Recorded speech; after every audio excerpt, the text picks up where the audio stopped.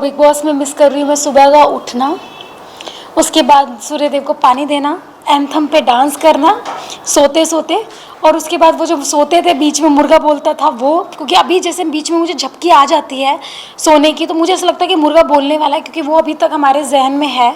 खाना बनाना, खाना खाना और राशन पे टास्क लड़ना, तो वो सब चीज़ें मैं मिस कर रही हूँ।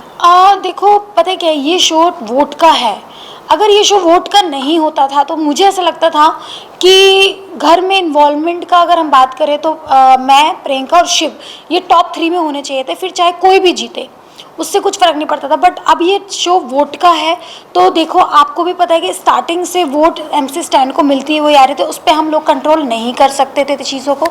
तो MC स्टैन को ट्रॉफी मिली, ये हम लोगों ने मतलब उसको ऑल द बेस्ट भी बोला, बेस्ट ऑफ भी बोला, क्योंकि वो हमारे हाथ में नहीं होता। जैसे कि एक इलेक्शन में जब नेता को वोट मिलती है तो वो उसके हाथ में नहीं होता, जनता के हाथ में होता है। तो MC स्टैन को ट्रॉफी मिली, ये भी जनता के हाथ में था। हमने उनका सम्मान रखा और उसको सराहा। तो मुझे नहीं लगता कि कुछ चीज़ें गलत हुई हैं, नहीं हुई है। जो जनता का फैसला था वही चीज़ें हुई हैं। देखो, वो एक मोमेंट था जब चीज़ें हुई, वो हो गया। बट हाँ, वो चीज़ जब हुई थी तो मुझे भी लगा था कि यार मतलब मुझे बाहर निकाल दिया। बट वहाँ का रूल था ये कि आप किसी पे हाथ नहीं उठा सकते।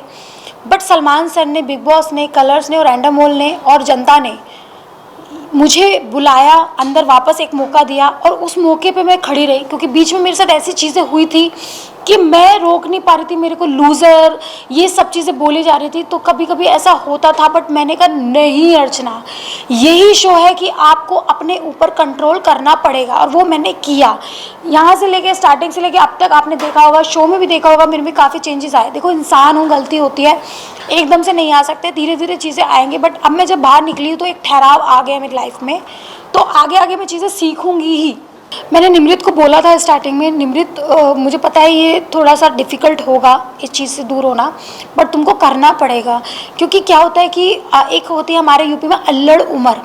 अल्लड़ उम्र होती है जब इंसान को ना पता नहीं चलता कि वो क्या करता है। तो बस वही एक अल्लड़ उम्र था। बट हाँ, निमृत ने उस चीज़ को बहुत ज़्यादा अच्छे से समझा और उस चीज़ पे काम किया। इनफैक्ट अब्दू जब बाहर गया था और अंदर आया था, अब्दू ने भी उस चीज़ को समझा और काम किया। तो मुझे लगता है कि उन्होंने उस चीज़ पे काम किया, तो वो एक बेस्ट। मैं बताती हूँ मेरे अंदर प्रॉब्लम क्या थी। जो वो एक अमाउंट होता था ना, मैं उसको ये नहीं देखती थी कि मतलब उसका है, इसका है, इसका है। मैं ये देखती थी सबका है, सबको उस अमाउंट की ज़रूरत है। इस वजह से मुझे थोड़ा सा मैं हाइपर हो जाती थी, चाहे वो कोई भी टास्क होता था।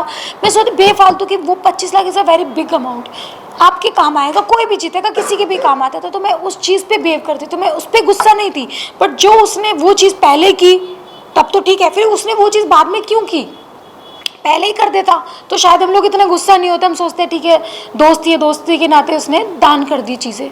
तो ये मुझे ऐसा लगता है मंडली से ज़्यादा मैं पॉपुलर हुई हूँ, क्योंकि मैंने सिंगल खेला है। ना मैंने किसी पलटन का यूज़ किया, ना मैंने किसी मंडली का यूज़ किया।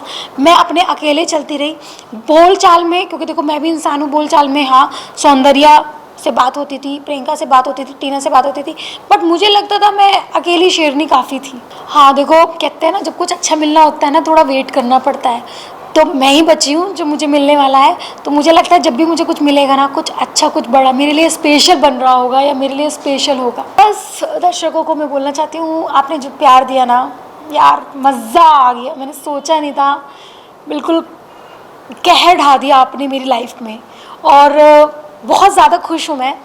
थैंक यू सो मच, आपने इतना प्यार किया। Love you so much.